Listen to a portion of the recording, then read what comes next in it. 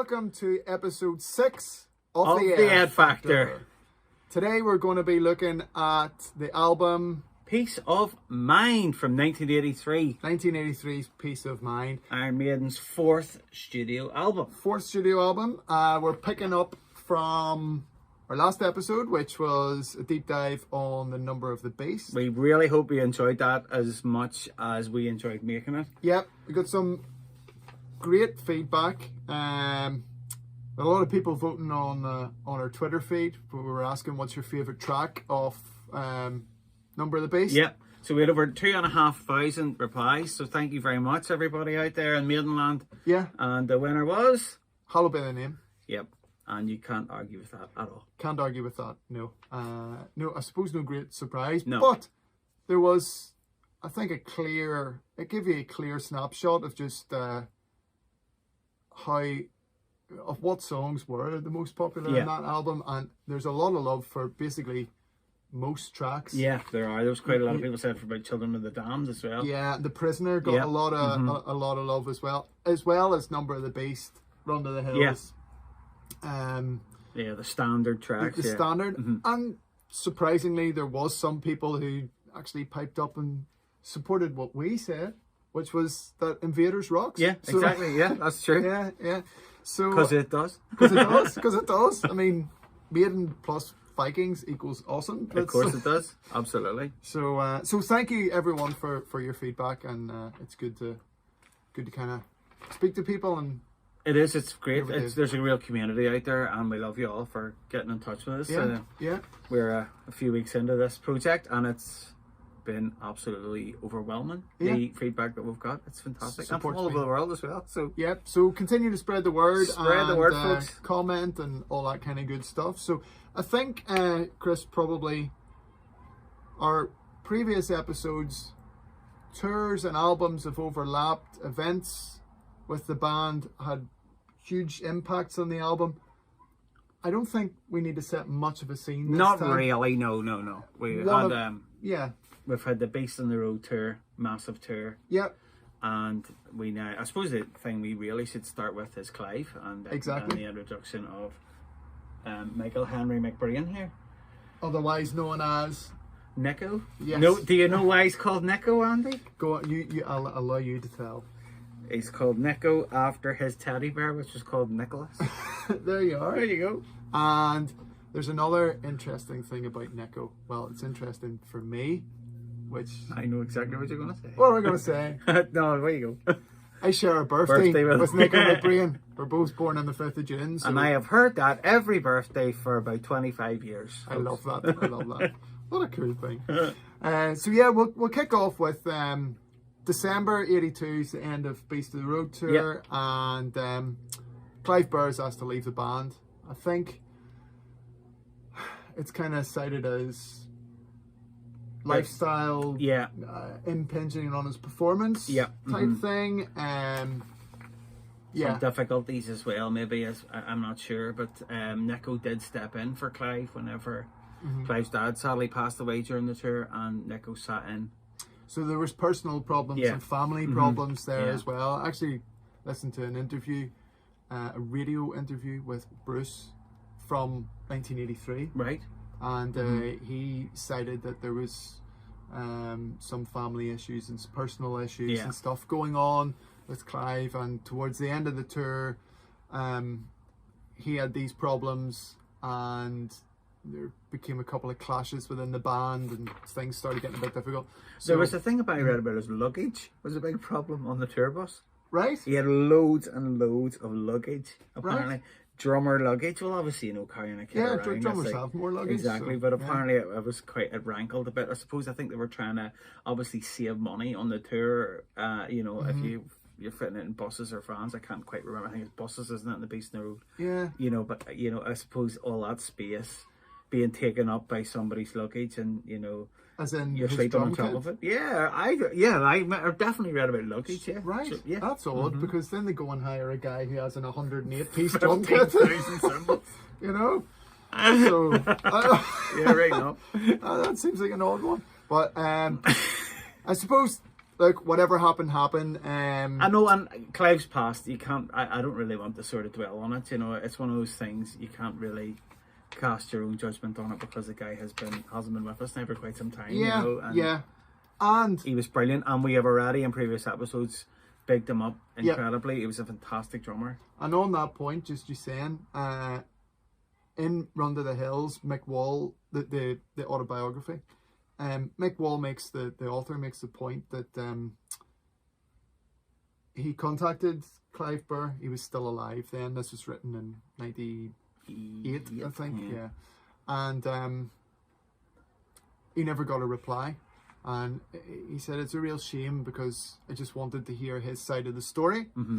I would say probably Clive maybe just didn't want to talk about the band, didn't want to badmouth the band or anything like that, you know. And there's a legacy there, you know, that's been legacy protected there because of that, I think. And again, they did obviously provide for him in his latter years. Re-released Run to the Hills. 2005, I think. Yeah. And you know, through a money raising show. Yeah, that's right. You were at? No, I wasn't at that. No. Were you not? No. No. I thought you were. No, I wasn't. No. You're thinking. Where were you when you were at? And it was a small club.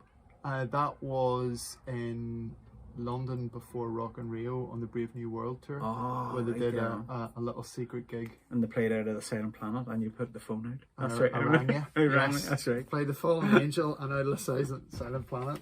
Yes.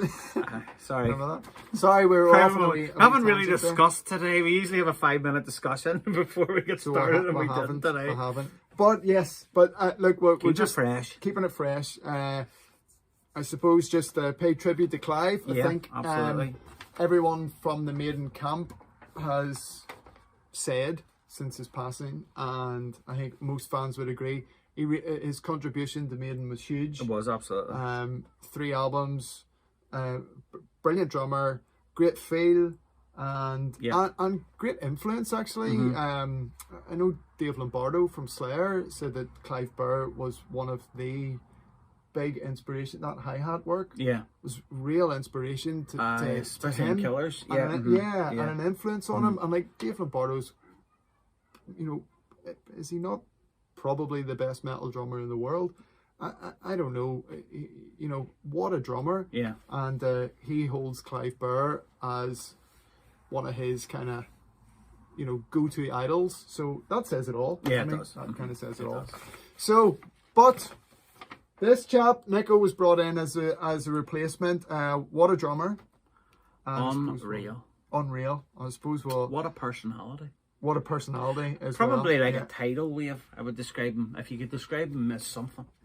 A tidal wave. Aye, or lunatic seems to be a word that comes up quite often from I was trying to be nice. but I love him. I've met Nico a couple of times and he is brilliant. So Nico, if you are watching, we love you. We really do.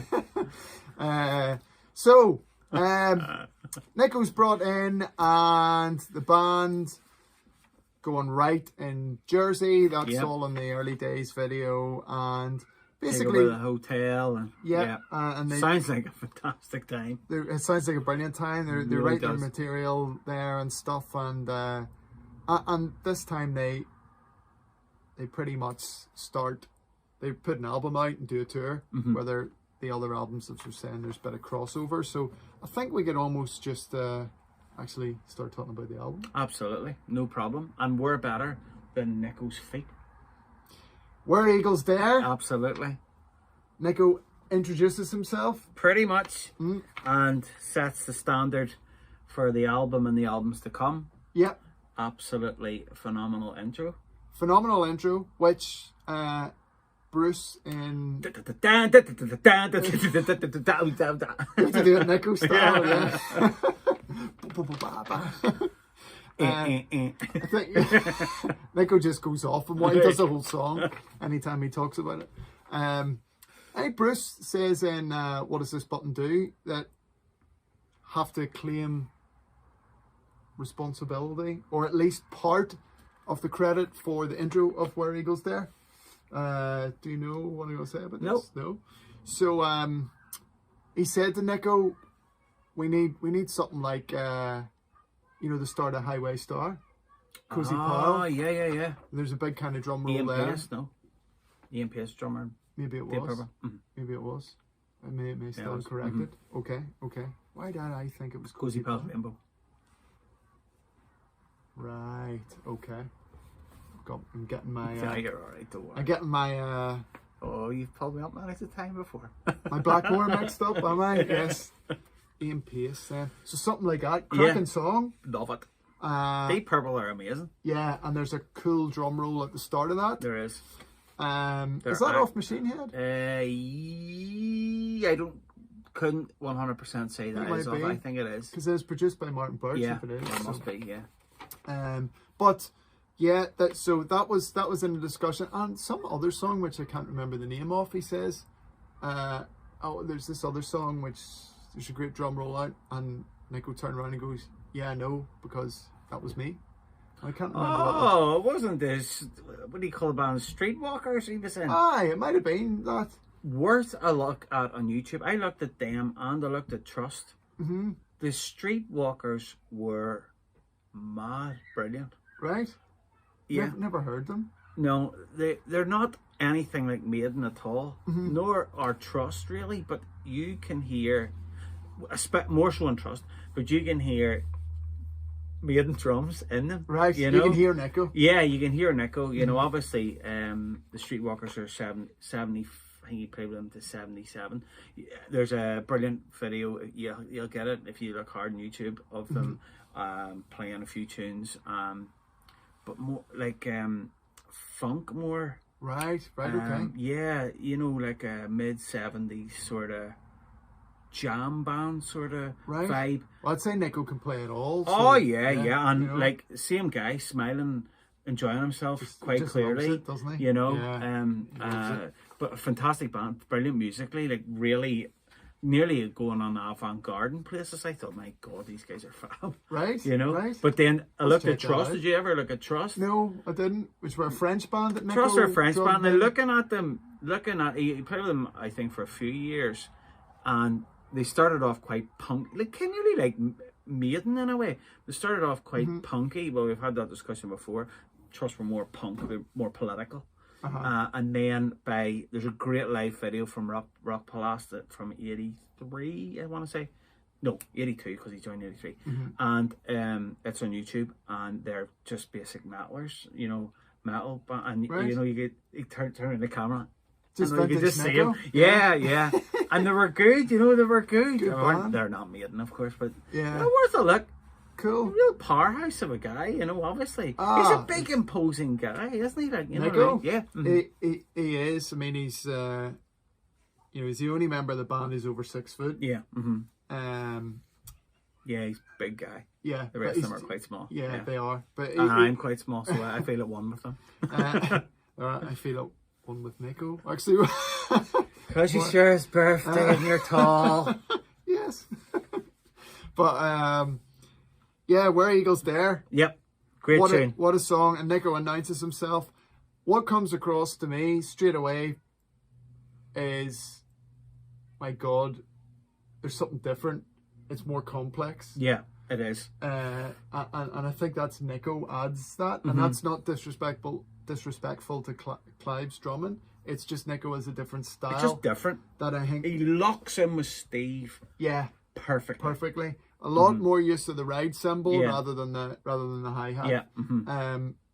And yeah, it does lock in with Steve. Yeah. It's a lot more syncopated. Absolutely. Yeah. He plays to Steve's bass line. Yep. You could nearly say something I think he would play to the vocal line at times, Yes. the melody, Vocal line of this song. Yeah, is, definitely, Wow. It's brilliant. It is. It's really, really good. It's based on a film. Yeah. I kind of thought when I was listening to it at first, I knew the film was there, and I would be quite into World War II history, and I thought, sounds like there was a raid in Norway, but it's not. It's fiction, Yeah. But it's obviously the whole theme of this album is references to. It's all literature and culture. movies and culture, popular culture. Absolutely. this is for me, which we'll get on, I suppose, to talk about, is this album more than any other for me sets the template of what Iron Maiden are about. Yeah, okay. I think this is the start of this classic lineup, if you want to call it that. Is, yeah.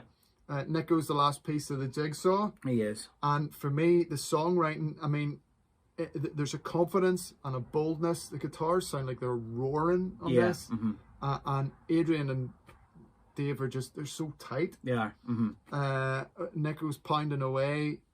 The bass is very strong. Yeah, it is. Mm-hmm. As well. And Bruce sounds phenomenal on this. How you sing the lines in the verse. Yeah. Mm-hmm. I just don't know. There's an awful lot of syllables and stuff in it.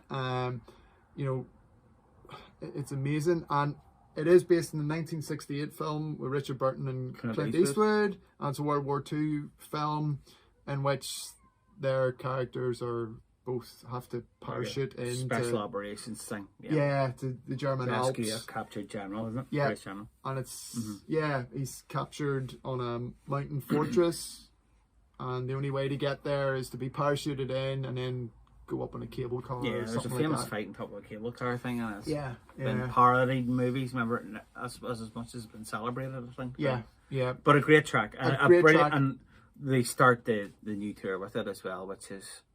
Play it second. They play Aces High first on Legacy of the Beast. Oh no, I mean the new tour as in the sorry, as in the World Peace Tour. Tour. That's what I mean. Sorry. Yeah. Yes. They did. They started the show off. It's a great way to start it. With an intro clip from the movie. Yeah, I think so. Yeah. Yeah. They just blast them with that. You know, you get a It's a monstrous song. You can still start the gigs today with it. Yeah. And nobody would be disappointed. For me, it might be their best opener, which is a huge statement, but it's right up there. Don't know about that. For me, it is.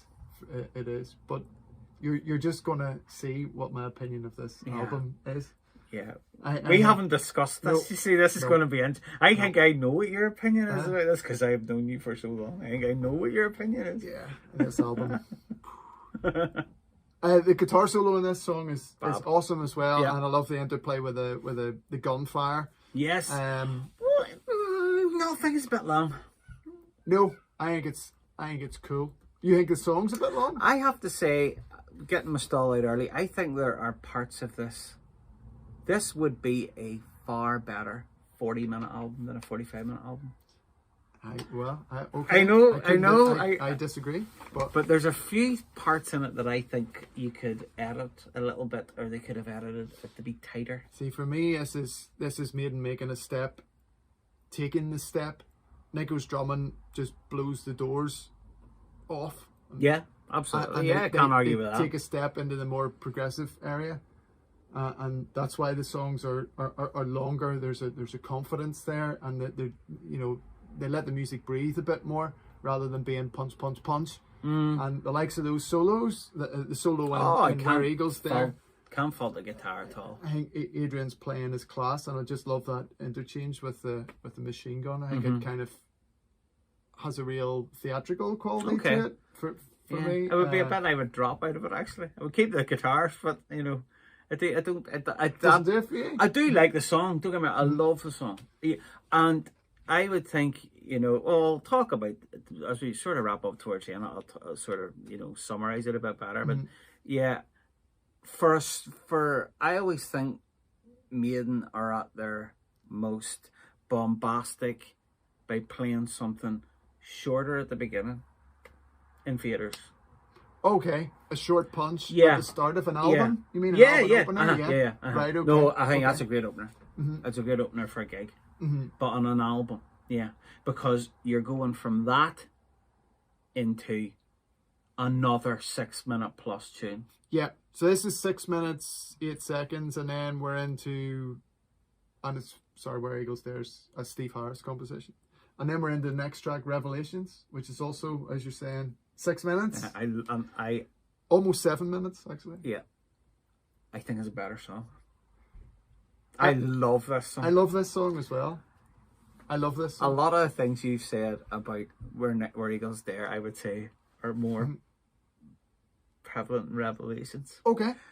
I love this song. I as do. well. That's okay. I know you love a song. I love. Like, I mean, this could nearly. We'll go on, and obviously there's an absolute humdinger near the end. But this is a fantastic. This is you're right. The maturity, the scope. This is brilliant. Completely written by Bruce. Yep. The themes of it are twisted. But, Yes. you know. Yes. So it's based on a guy called J.K. Chesterton. Yep. He was a philosopher and writer. Yeah, Is that he was correct? kind of like a riddler, sort of, and he wrote In the early 1900s. And I'm wondering, didn't Bruce go to like public school? Yeah. So That's probably in the hymn book. yeah. So it's a hymn, Yeah. or based loosely on a hymn Yeah. called "O God of Earth and Altar," Yeah. which was printed in the Commonwealth, which was a publication, and it was included in the English Hymnal of Yeah, well, 1906. Well, then he probably did sing it at school. Like we had a hymn book at school. So Yeah. probably was in it too. Yeah, I've got a wee quote from Brucey here about this song. He says, or said, "I have a fondness for hymns. I love some of the ritual and the beautiful words. Sorry, Jerusalem was another one. But also Chesterton's 'O God of Earth and Altar.' It's very fire and brimstone. Words like 'bow down and hear our cry,' etc. I used that for an Iron Maiden song called Revelations, and in my own strange and clumsy way, I was trying to say, look, it's all the same stuff. So I think what Bruce means there is it's storytelling. It's trying to, paint pictures with words. I think that's what he's referring to, and that's why he's talking about it that way. Yeah. And I think I just love this the way song. this song starts. Yeah. Yeah. And it's the only time you ever get to see Bruce with a Les Paul in his hands. Yes, in A Life After Death, or in this tour, maybe did he do that? I don't know actually. I'm not sure. They played the song. Yeah, I don't know if he played guitar in it. I didn't check that. But yeah, this song's very varied. Yeah. Oh, yeah. It's the vocals on this are probably probably the top 5 Dickinson performances for Maiden. Yeah. For me, I it would agree. shows, it encapsulates his entire Scope. Yeah. And the bit, I wonder whenever they were writing it, the bit that after that bit it goes da-na-na. Yeah. They've obviously put that in there, or Dickinson has put that in there because he's such a consummate professional performer that he would know. He's such a command of the audience already, having had one tour and one album. That they think that when he writes that, he knows, I know what's going to happen here. Not this might be cool. This is going to happen. I am going to go when the band stop. They're a live band, so absolutely. they are probably writing with one eye on this will work live. Stagecraft, absolutely. But I think the light and shade in this song, you've got mid-paced heavy, you've got the really lovely kind of acoustic guitar section. It's brilliant. With a lot of emotion in it as well. And the lyrics, after the part from Chesterton's over, then we've got references to Aleister Crowley. Yeah. We've also got Eliphas Levi, who's an occult philosopher from France. Right. And there's a lot of reference to the tarot in there, I think, as well. It's a strange song. I couldn't say what the serpent's all of it really kiss means. And I don't really know. I don't really think Bruce would really, obviously he's like Steve, like everybody else in the band. They're well-read, well-educated guys, so they do have an awful lot of things that they can take some inspiration from. But I love the song, and I love the fast bit in it as well. Yeah, it's fast bit's class. Class. No, I think it's an awesome track, an absolutely awesome track. So we're definitely agreed on that. Oh, it's fabulous. Yeah. Brilliant. Track 3 then. Yep, first single off the album. It was released on the 11th of April. Just a month before the album came out in May 1983. and that is Flight of Icarus, and it's a Smith Dickinson composition, and it's 3 minutes 49 seconds. So, yeah. It's a bit of a controversial single choice, isn't it? Well, in history. Yes. I like the song, you know. I don't love the song, I have to say. I love the song. Right, I like the song. We are really going to fall out today. I can feel it. No, not at all. It's good to have different opinions. I love this song, and it's one of the songs that I've grown to love as I've got older, and since I've actually understood what it's about. Mm-hmm. And I did Greek mythology Greek myth as a module in the degree. And I love Bruce's slant on this. Mm-hmm. It doesn't. Yeah, it's not verbatim. I'm sure it's not. No, it's not. I mean, basically, if anyone knows the story of Icarus, it's do what your father tells you is the motive of the story. So his father is Daedalus. And they're escaping imprisonment, and that's why he builds the wings with wax and all that. And he tests it out and figures out that we can escape with this, but we can't fly too close to the sun. And he tells Icarus this: don't do this. Mm-hmm. Follow me, follow my flight path. And he doesn't. He gets carried away, as young men do, and does his own thing, gets overzealous, and disaster. That's not great. Now, not a good ending for him. I actually listened to a radio interview with Bruce, who said that he didn't really like the father in this, and therefore he was going to make it an anti-father, because he said, father should have tried the wings out himself before telling his son to do it. This is an interview from 1983, but actually in the myth, father did try them out. So don't actually know if sorry Bruce, I don't actually know if you got this wrong, and that's why you flipped the myth. He has since, of course, said that he intentionally just wanted to put a different spin on it. Aye. Mm-hmm. But that wee 1983 interview surprised me. Where did you get that? I got it on YouTube. I will post the link underneath the video, so you can check it out. But it kind of made me think: Did you make a mistake? Yeah. But no matter what, if that's the case, it's a nice mistake, because it's nice to have that kind of different slant on it. Yeah. So I like that. Your favorite track so far? My favorite track so far of this album is really, really difficult. My favorite track so far off the top 3 is Revelations. Snap.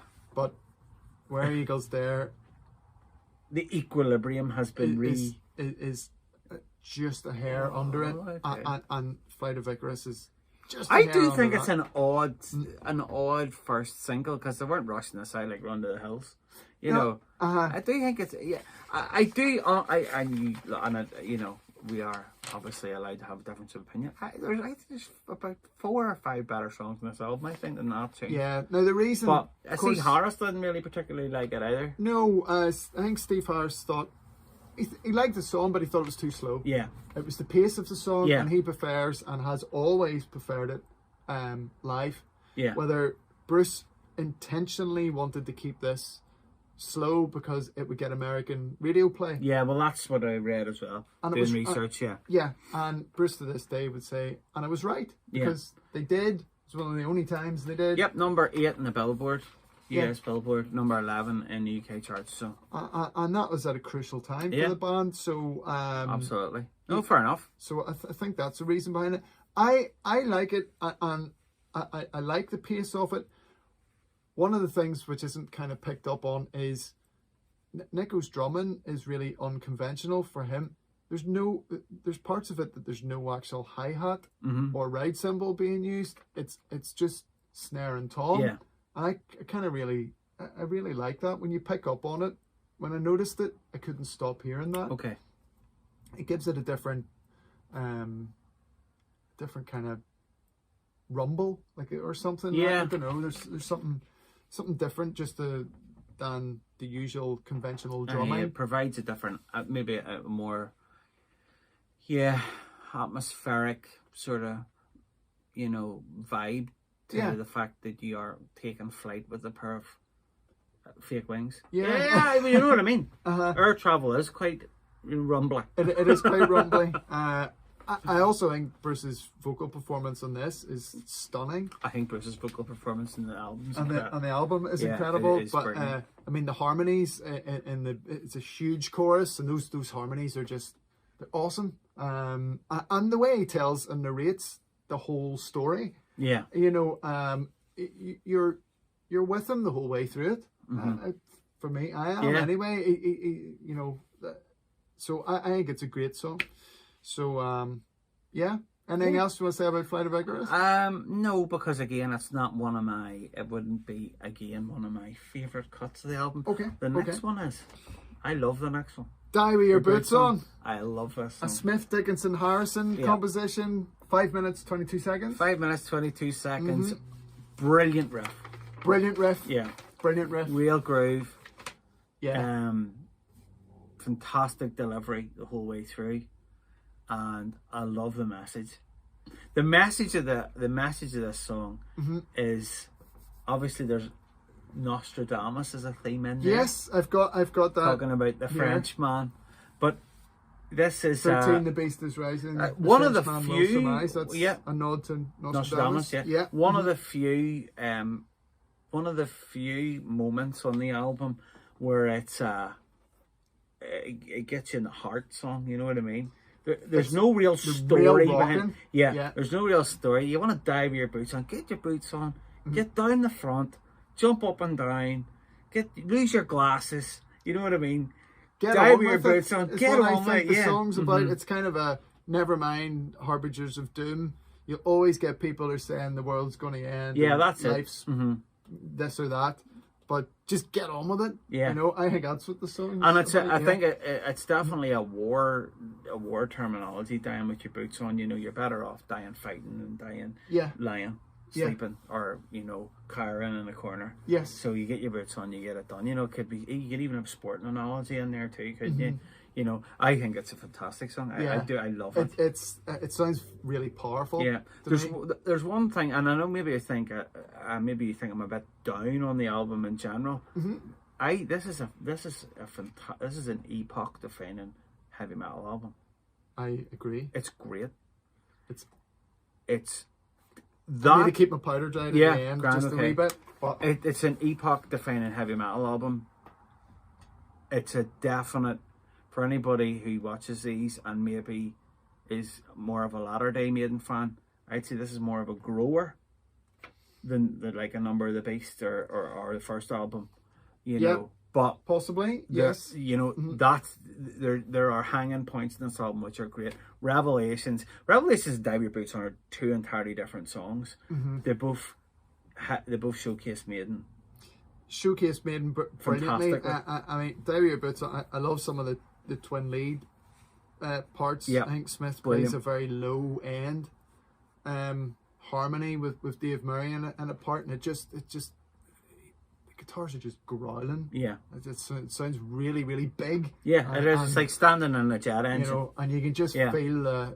For me, this track when I listen to it, it's just brimming with confidence.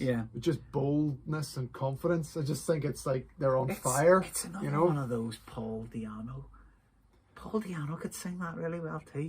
Like Gangland. We talked about Gangland last week. Yes, I can maybe see that a wee bit. But I do think so. But I think they've taken it up. Oh, they have. But if Di'Anno ever had a Di'Anno sings Maiden Dickinson era, this would be one he could maybe. This would be one he would. I think it would sound great.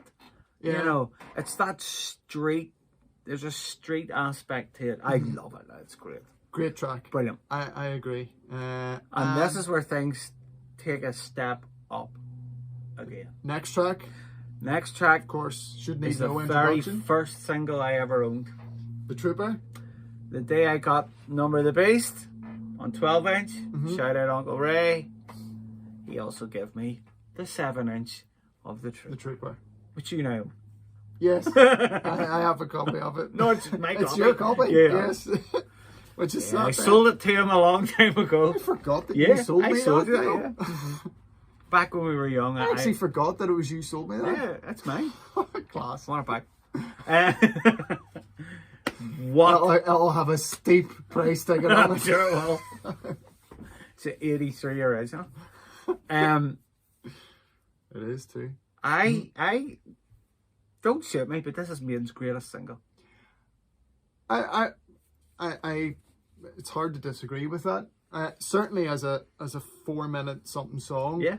It's. Can you argue with the Trooper being their greatest? 4-minute. That length of song. No, of course you can't. It's just. It's just Gallop. It's Thunder. Bottled Maiden. Yeah. Twin lead. Lead. It's even got a harmonized guitar solo. Yep. And Phil's the first lead is twin. Yeah, twin lead. Nico's galloping like fury. Vocals soaring. So yeah, and it's class. Absolutely brilliant. Yeah. And it's about the Battle of Balaclava in the Crimean War. That's the bit I nearly like the most. Yes. Oh my goodness. It's so cool. There's been so many charges of the Light Brigade though. And the Light Brigade, what the Light Brigade is, it's a light armoured cavalry division in the army of old. And this story became a byword for blunder. Basically, it was one of the British military's biggest blunders ever. One of many. One of many, but at the time, it's of huge significance because the Crimean War is the first war, not just where machine guns were being used or artillery, if you want to put it that way. Artillery. Mm-hmm. But that you had war reporters who were actually traveling. Yeah, that's right. You were able to get news back in time. Being able to get news back and get it printed. Mm-hmm. And The Charge of the Light Brigade is a poem written by Alfred Tennyson, Lord Alfred Tennyson. Yeah. But it was based on the Times war reports. Mm-hmm. The 25th of October 1854. Of this. So news and real news, not what the army wanted to say happened. This was the real news. Yeah. Much like we get today. This war is really important in the media. Anyone who corresponds and does war reporting or anything and knows their history. Knows it's the first photograph war as well. Yes. I remember from a history degree. Which is a huge part of of that. So and it's a complete blunder. You know. Best communication of orders. An attack on a less fortified position was what they originally were supposed to do. And a weird coincidence that there seems to be a strange. What's the word? A strange. There's people and places are named after woolly items of clothing. So it's the Battle of Balaclava, and it's Lord Cardigan. That's right. And Professor Willy Warmer. Yeah, that's not true. It's Lord Cardigan who's responsible for the blunder for sending the troops, the Light Brigade, to charge on horseback against the armed Russians. No mission. It was just basically it was one of these things which was more prevalent in World War One, where you had horse cavalry against modern weaponry, so accurate cannon fire, and they were basically into a valley, and they were easy picking, so very few charge into it, like. very few survivors, massive casualties, but it did provide a bit of the futility of war. Yes, absolutely. It was obviously painted as well quite a few times. And it has given us the touchstone for Maiden's greatest single. the touchstone for Maiden's greatest single is, I think, a great way to kind of leave the Trooper there. Yeah. It's just an awesome track. We don't need to talk about it. It's don't in every talk about it gig. anymore. Everyone, it's in pretty much The single every cover. gig. I have been drawing. Yeah, for years. It's just it's just a classic Eddie, isn't it? You know, it's so just cool. Absolutely red classic red infantry jacket on. Oh man, love it. Of course, Dickie wears it whenever he's singing. Yeah. Waves the flag and what have you. It's just cool. Just brilliant. What a track. So the Trooper now, which is written by Steve Harris, completely by himself. Oh, and that's the first song in side 2, isn't that right? Yes. Yeah. You are right. If you're listening to it on cassette or on LP, vinyl, a lot of people probably would buy it in vinyl. Wouldn't they? Yeah. It's it kicks off side 2 after what I would call an imperious side 1. Yeah, a great side 1. But, This is where things kind of go, my opinion, slightly off. Okay. We'll talk about this now. No. Yeah, okay. Still Life. Still Life. You cannot say that Still Life is going slightly off, surely. Written by Murray Harris, 4 minutes, 27 seconds. It's great. It's a good song. This song is an underrated classic. Okay, a deep cut. I think this is one of the finest ever Maiden compositions. Right. Like, the floor is yours, Senator. Absolutely amazing song. And I don't know why they still don't play it. Yeah. I love the intro. There's a couple of cool things going on guitar-wise, which I really, really love about this. One is Dave Murray's guitar solo, which has this lovely flowing kind of intricacy. Yes, it's intricate and it's beautiful. It's a beautiful kind of solo. It'll be probably the highlight of it for me. And really. I do love the guitar solo in it. I love this song. But on Panned, then you've got 2 clean guitars, one playing just picking through the bar chords, but on the left channel, see, Maiden weren't using synthesizers. No. Then. So rather than, like, if they wrote this song now, Michael Kenny would be playing some chords on a keyboard, with a string setting or something like that. They didn't do that here. They do volume swells. Yeah. So there's a chord struck on a volume swell, and it just sounds, for me, it gives this beautiful sense of tranquility. And the song's about this tranquil pool, and it just, right from the start, it paints that picture of this lovely, still, dark pool that this guy's drawn to. And it's one of the reasons why I love the song so much. Just the intro just I think kind of tells the story before a word is even uttered. Yeah. So how does Steve Harris sleep at night though? This is again because of his nightmares. It seems to me, more nightmares, Yeah, well, whether it's him having the nightmares or not, this song is based on Ramsey Campbell's 1964 short story, The Inhabitant of the Lake and Less Welcome Tenants. Did you know that? No. My research has found this out. Oh, good. I thought it was like a Number of the Beast, sort of. No, it's based on... A similar vibe from it. So not as arresting in my opinion, but go on ahead. These stories were part of the Cthulhu mythos. Oh, right, okay. So they were based on H.P. Lovecraft's world. This was, I think he was an English author. And basically, for anybody who doesn't know anything about that, think Stranger Things in the old days. Aye. Yeah. Pretty much. And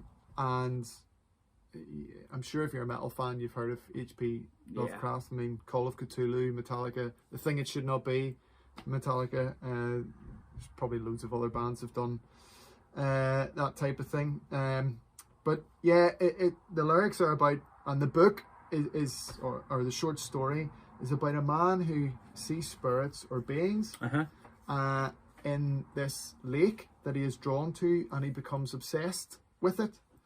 And he starts having nightmares and visions of the images that he sees in the water and has to go to the water to look into them, and he can't stop gazing into the pool. Right.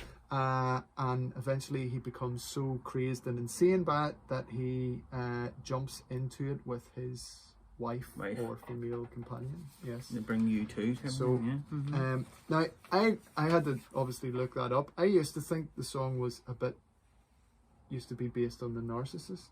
Right. That's what I thought it was based on, the myth of you know, gazing in like a reflection of himself. I thought it was something to do with that. Not the wrestler. Not the wrestler.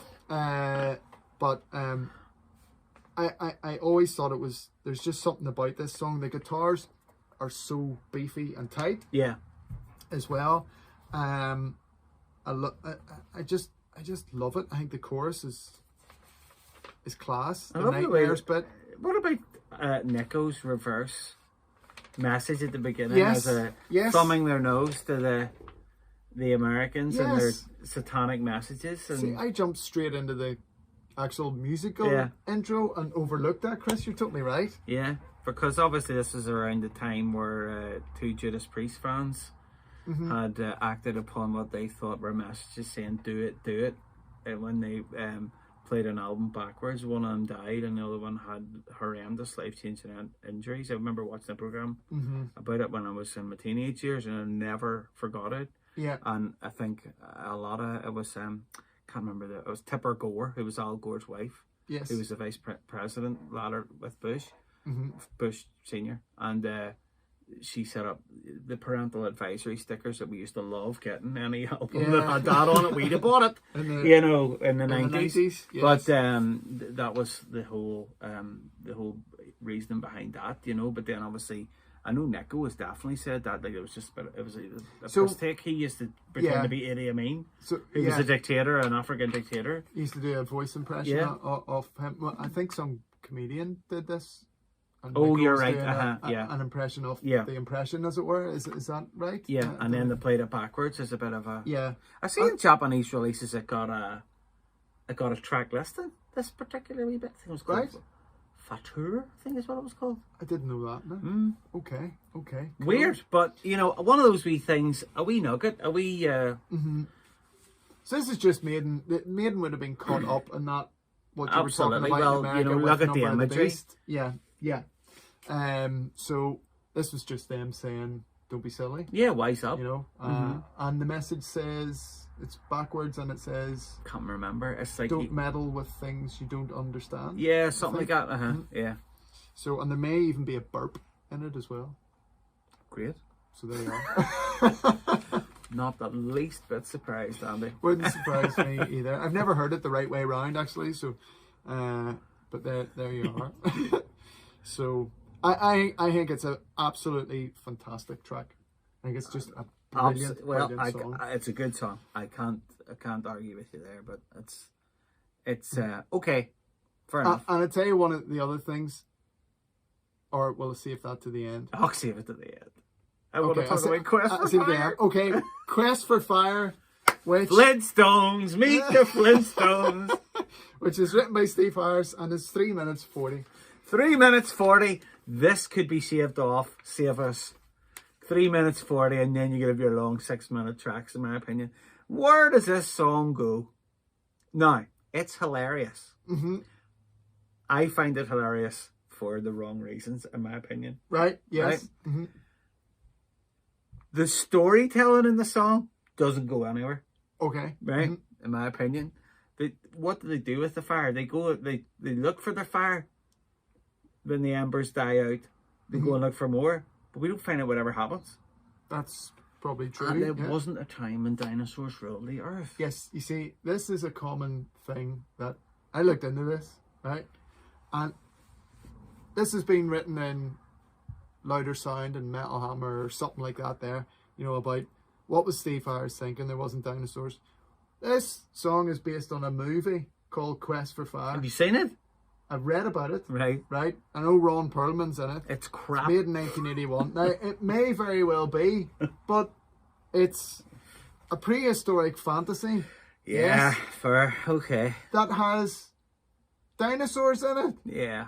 So it's based on the movie. Steve Harris isn't saying yeah, there was dinosaurs around and the cavemen around.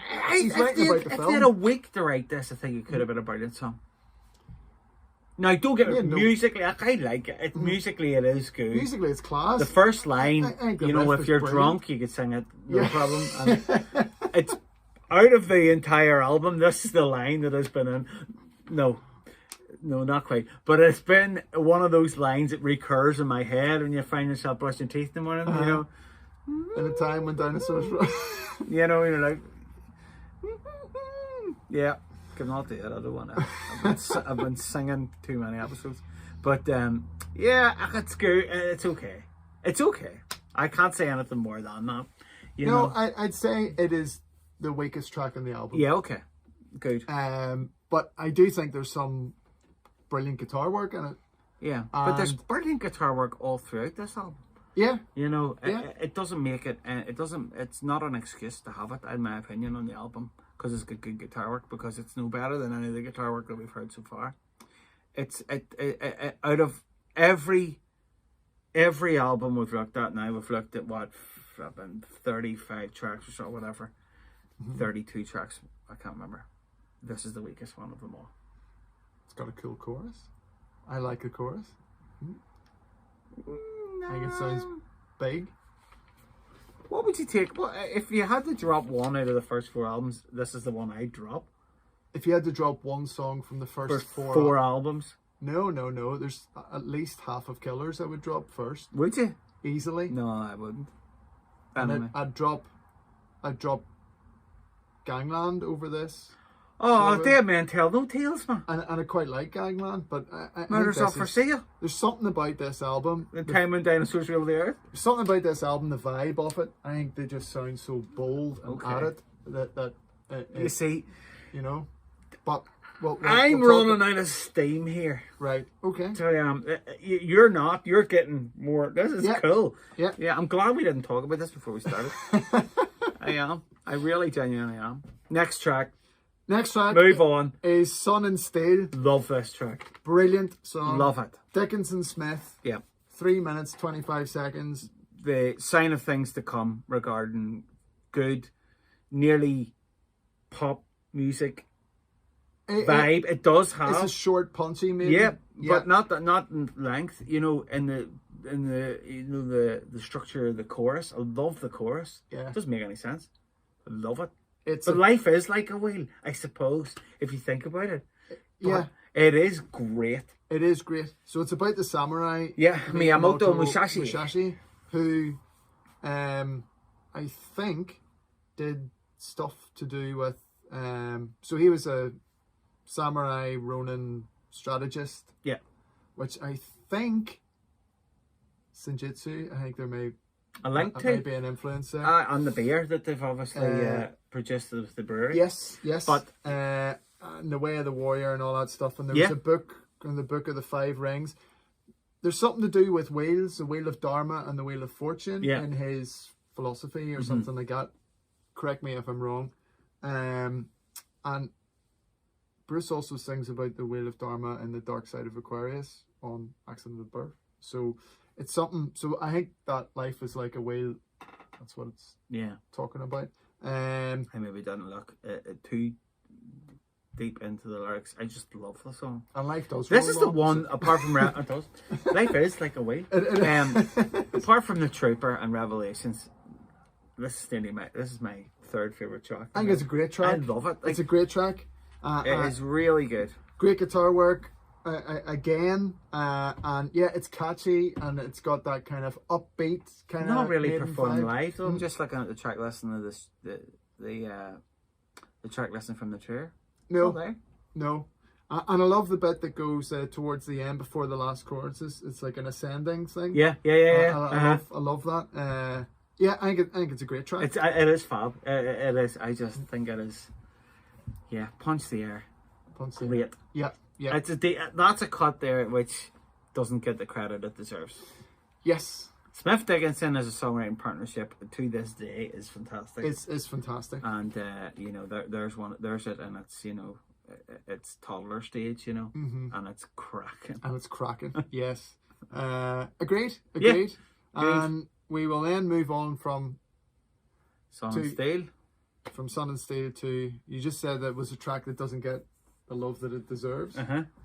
Well, I think the next track doesn't get the love that it deserves.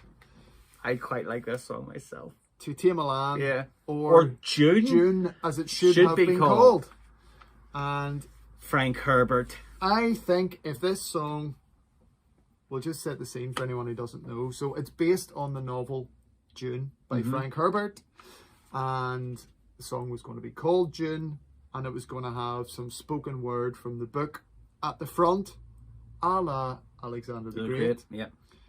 Just at the start of the song, before the song begins. But when they were getting their permission from copyright and all, Frank Herbert wouldn't allow them. Herbert's people wouldn't allow him. Said that he didn't approve of rock bands. He didn't approve of heavy metal bands. And he certainly didn't approve of Iron Maiden. Heavy metal bands like Iron Maiden, yeah. So they were what a wab. told in no uncertain terms. I'll probably fire a JPEG of this up. Very early prints of the album. Yeah. Did have June on it. And if you have one or you find one, it'll be worth a lot of money. Worth quite a lot of money. Yeah. And although it sounds like a kind of a technicality, I think this song doesn't get the praise that it deserves.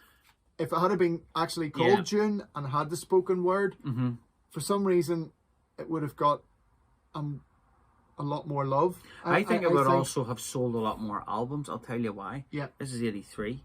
The movie version of June came out in 84. There you are. Yeah. And it would have been...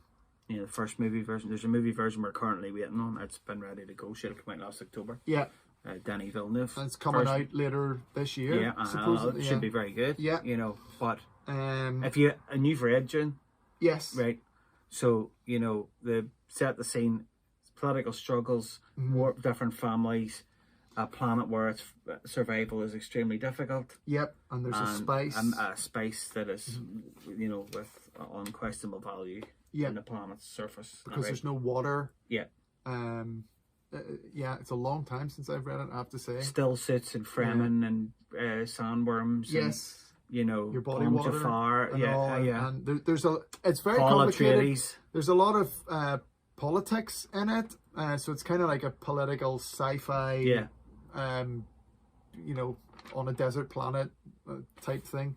This is Maiden's first foray into, personally, where I love them, science fiction.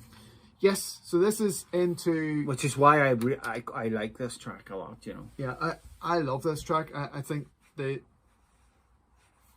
set the mood brilliantly right at the start of the song. I love Nico's wee cymbal swells and all. To me, it kind of you can just see the kind of dust and sand moving off the hills, the sand. There's no sand dunes on an album and which stuff. is completely reflective of popular culture throughout the ages.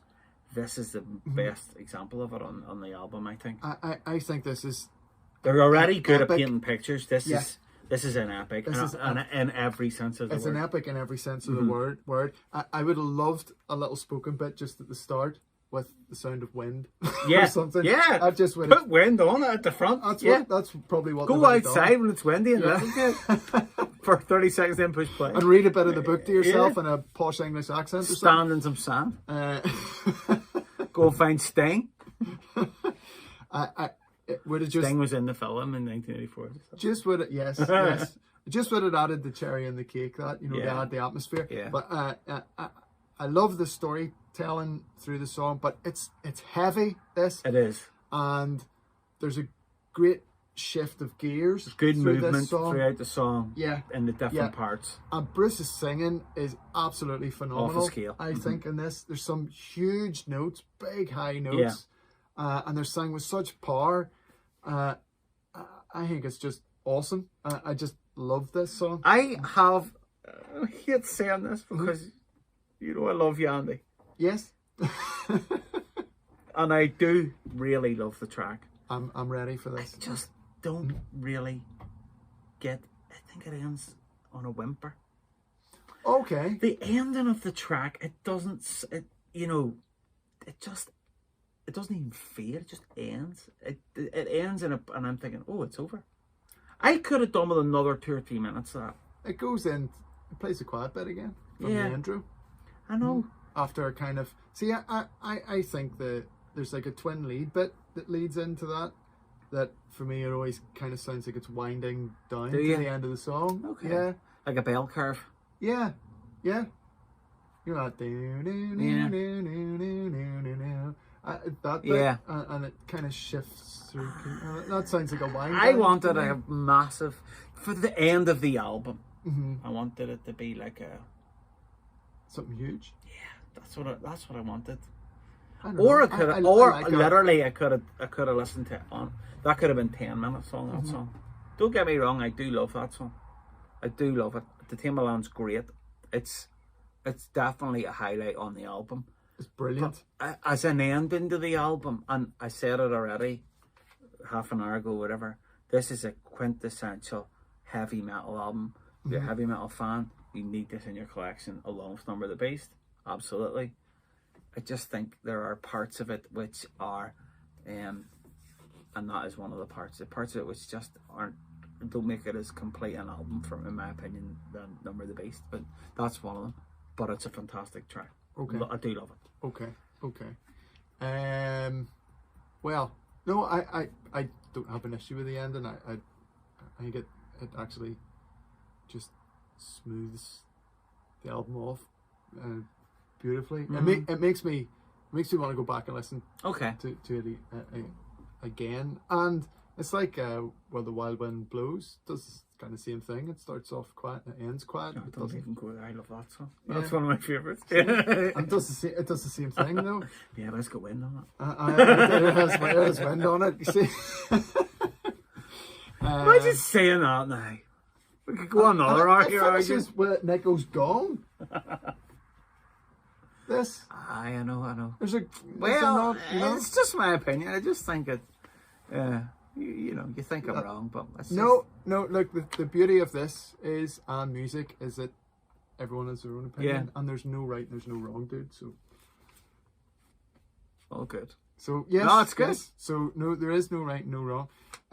So anything else you want to say about that track, or will we? No, I've said all I need to say about that Okay. track. It's the album. There, I'll go you on ahead. So I think it's a monstrous track. I think it's amazing. I think it's a complete masterpiece of an epic. And I think if it had been called June, it would get more credit. I think I would have sold 100,000 more albums too. Yeah. It's such a shame they were Brilliant selling album. They were poo-pooed at that just but I also love the Dark Ink Eddie that was done 4 or 5 years ago off to Timbaland. It's cool looking. I don't know if you've seen it. No. I'll put a picture up on the screen probably right now actually as we're talking. It's cool looking. Yeah. So it is.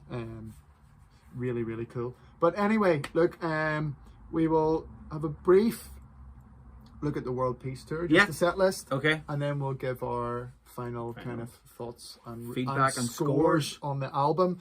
So the World Peace Tour began 2nd of May 83 and ran to 18th of December 83. And didn't stop for breath in the entire time. Didn't stop for breath. 150 shows. So 90 in America. I counted them. Wow.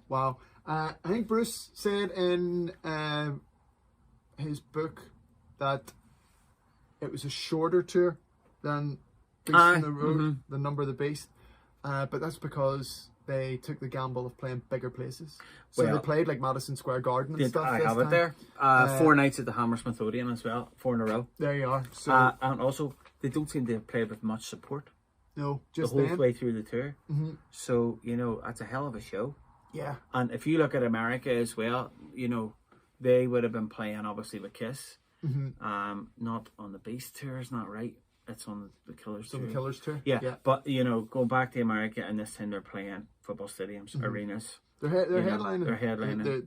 They've made the jump with Number of the Beast from also rounds of Nawabum to world class. Yeah. And playing with the big boys, the Judas Priests of the world that have been around for a lot longer than them, the Black Sabbaths, etc. Absolutely. Yeah. Absolutely. They've made that well, leap, haven't they? Well, and they've just and the other thing as well, which I thought was quite interesting, was right from Number of the Beast, even before that, Rod and Andy had it all planned. Yeah. This was all planned. This was mapped out. And what comes next?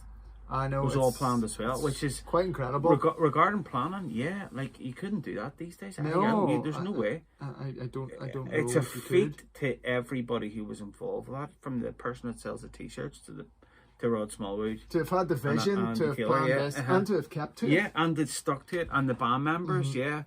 You know, like 5 lads there, all right, they're young men in their 20s, but they didn't get home, I don't think. Very, you know. No. They spent 5 months in America. Relentless touring. Touring. But June to October they played in America. And they played everywhere. Yeah. You know, you pick a town of any regard that you might have heard of. You know, they've played it. They played it. They played it in this tour. Santa Barbara, Fort Worth, you know, Corpus Christi. They played Canada, a good lot of shows as well, which I thought was quite interesting. You know, and they're still reaping the rewards of what they did in the early 80s today. Yeah, they are. Yeah, a huge tour for the band. This great set list. So their intro, as we spoke watch about, that gig today. Absolutely. Where Eagles Dare, Wrathchild, The Trooper, Revelations, Flight of Icarus. Yep. There were your boots on. 22 Acacia Avenue, Number of the Beast, Still Life, To Tame a Land, Phantom, and then Phantom of the Opera as well. Yeah. Class. Yeah. Hallowed be thy name. Hallowed be thy name. I mean, jeez, that is amazing. 3 tracks in a row.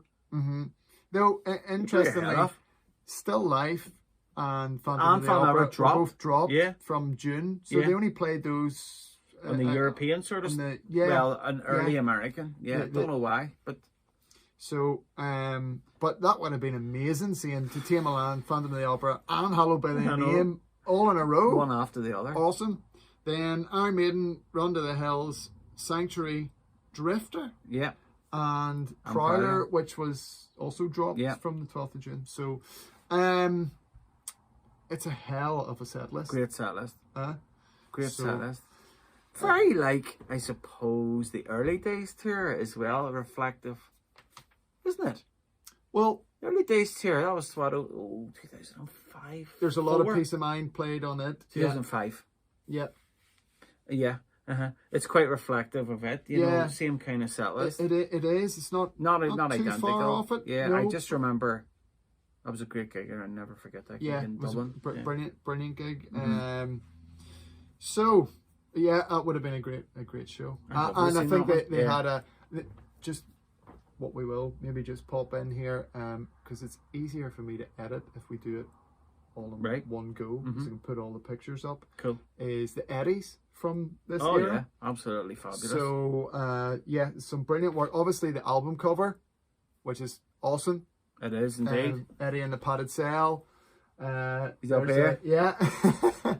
I think they had the concept of the lobotomy before they came up with the title of the album. Yeah. They were going to call it Food for Thought or something, and then they came up with Peace of Mind. Well, that's a lyric in Still Life. So absolutely cool bit of artwork. I love the fact that the door that's open. Yeah. So it actually looks out onto the sky, and Icarus is there. Yeah. Which then brings us to Flight of Icarus which cover. Is a great single cover. Which is just an awesome cover, and obviously on the Legacy of the Beast tour, Bruce. Yeah, he's got his guns out. He's got the guns, kind of flamethrowers, the guns from the cover of that, which is just cool looking, absolutely brilliant. But it's an awesome bit of artwork. Like it's just amazing. The sky and all that, and it's kind of referenced in the new video. Yeah, it is. Right in You're on the wall, right at the very start. And we've mentioned the Troopers. Yeah. Absolutely iconic artwork. We don't need to discuss that anymore. Need to discuss it anymore. Totally so classic. Cool. But there are also there's a cool World Peace Tour bit of art where Eddie's kind of ripping open a globe. Yeah. And I actually have a little plaque. Right. Oh, yeah, that's right, you do. That I got. It's an original. From a long time ago. It's really old. I think it is from 1983. Right. With that image on it. So there's some really cool artwork. I also remember a Peace of Mind Eddie. I have to see if I can find this to put it up on the screen with Snow White and the Seven Dwarves. Aye. And they're all lobotomized, or some of them are, or something. I remember that. It might have been a Maiden Christmas card or something from that I think era. you're right. There's some really, really cool Eddies. Yeah. But yeah, the World Peace one, he's opening up the world and there's a brain inside it, and that's what it is. So, some cool Eddies from that era. One of my kind of favorite Eddie eras, I think. So it is definitely mine too, actually. Yeah. Brilliant, just brilliant artwork. Yeah. So there we go. That's our Eddie section. So now on to final thoughts and scores for the album. So I think I'm gonna go first this time. You went first last time, didn't you? Yeah, I did. Yeah. So it's a difficult one because last week I gave Number of the Beast a 10. And I gave Number of the Beast a 10 because I said that sometimes an album is more than the sum of its parts. I just couldn't give it any less than a 10 because it is the Number of the Beast, and it's a classic album. It's the album that broke them. This, though, Peace of Mind is my favourite 80s Iron Maiden album. I think it's their best album. Overall. I think it's a joint best album. I know what your other joint best is. Another one from the noughties. Yes. But overall, yes. Aside from that, I knew that. It's joint. Yeah. I think this album is flawless. Yes, all right. Like Chris can say, sure, Quest for Fire isn't. You could drop that off the album, but there's something, I don't know. I still think it's cool. There's something about the sound of this album that made them just sound really. They sound huge. I have to agree with you. They sound really. I do. Bold. This, more so than Number of the Beast. Number of the Beast on its own as an entity by itself is phenomenal. It's a megalith. But this brings me to the Maiden that I grew up with. This is the album that sets the scene. Yes. From now on. It's progressive. It's got those elements of, the experimentation. I can't argue with that at all. The storytelling, and it's that classic lineup. Yeah, it's like I said, it's to me Necco's. It's a combination of Necco's influence coming in, Bruce and Adrian writing together more, as Bruce had only joined the album beforehand. They've got in. They're getting into their stride. Yeah, they've hit their stride, and it's a 10-year plan. It's the start of a 10-year plan. And they just sound so bold and confident and on fire to me. Just every time I hear it, I'm just like, they're just. That's the way I feel about this album. Nobody can deny the magnificence of the Trooper. Any album that has the Trooper on it is quintessential this time. Absolutely. And if you look at the Legacy of the Beast tour, there's a huge amount of Peace of Mind there is played. actually, yeah, you're right. Where Eagles Dare, Revelations, Flight of Icarus, The Trooper. Is that it? I think so. Yeah, they didn't play Davy Boots on. Yeah. Sure they didn't? No. That is it. Yeah, well, it's a lot though for 4 tracks off the one album. You were saying in the early days there they did play Die With Your Boots On. They did. They should have played Still Life. I'd love to hear the Tame of Lamb live right now. I would love to hear that live. But I would love to. You never know. Yeah, I know there's a lot of people campaigning for Alexander the Great. I would prefer them to play June or to Tame of Lamb. I just think it's a monstrous album. I think it's. I've already said on a previous episode what my favourite album is, so you know my opinion on that. Yes. So I have to give this. This is going to be my other 10. Oh, 10! Yes. I knew I was coming. For 10. Peace of Mind. And there won't be a 10 from me for a long time. That's 2 in a row. It's not going to be 10s every week. And I haven't given a 10 yet. You haven't given one yet. No. But yes, Peace of Mind gets a 10 for me because it's my favourite album. Okay. Well, I would give this album 8.5. Okay. Okay? Mm-hmm. For the reasons which I've already told you. You know, and I know it's your favourite album. Is it the first Maiden album you ever owned? It's not. Okay. The first Maiden album, it's not because of that. No, the first Maiden album I owned was No Prayer for the Dying. Wow. Okay. Right. Can you believe? No, I can't believe that. But yeah, okay. Fair enough. Yeah. This is the one, you know, again, I've literally just said it. This is the one which gives us the blueprint and gives me the blueprint for my favourite Maiden album, my 10, that I'm going to give. Okay. Later on, you know, in a few episodes' time. But, you know, there are parts of which I do think are slightly overlong. I've already said that. As much as I do think Quest for Fire is hilarious, I do think it shouldn't be on the album. Okay. But there are some absolutely fantastic bits. So, you know, in a way, I kind of feel when I go back and, you know, look back at what I said about Iron Maiden, that was too harsh in Iron Maiden. Because on the first album? Yeah, it should have got more. But this is definitely worth 8.5. Okay. I think we both felt the production really let down. Yeah. The first album was a big thing for both of us. That's right. I think. Yeah.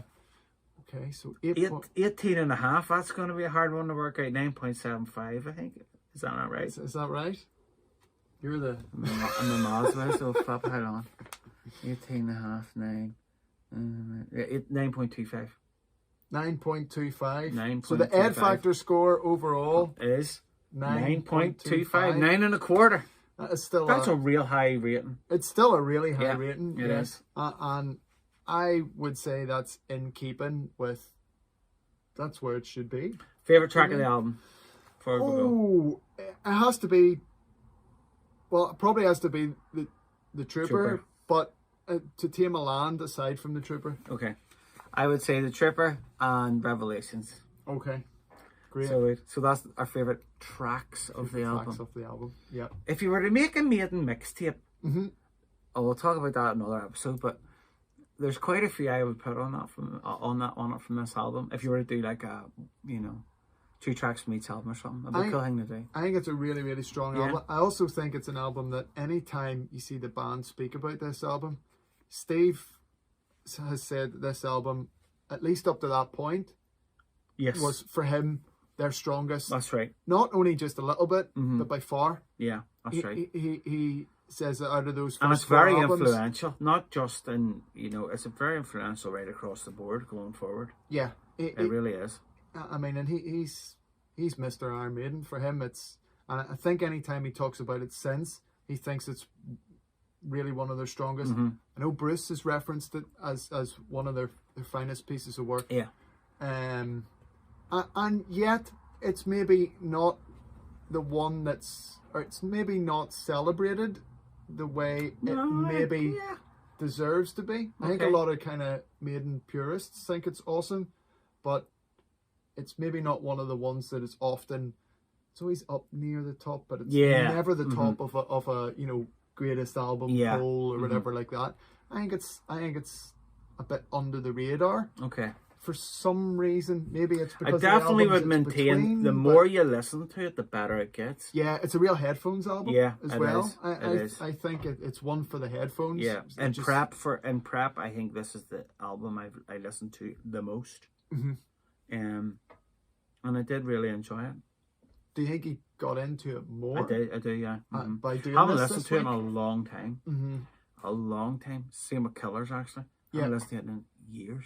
Yeah. And then when I put it back on, I'm like, yeah, okay. And then as you listen to it, because they do take a full week. Yeah. And I listen to it, you know, at least 2 or 3 times a day. You started getting whenever I'm in the car, whenever I'm out, you know, walking or on my bike or whatever.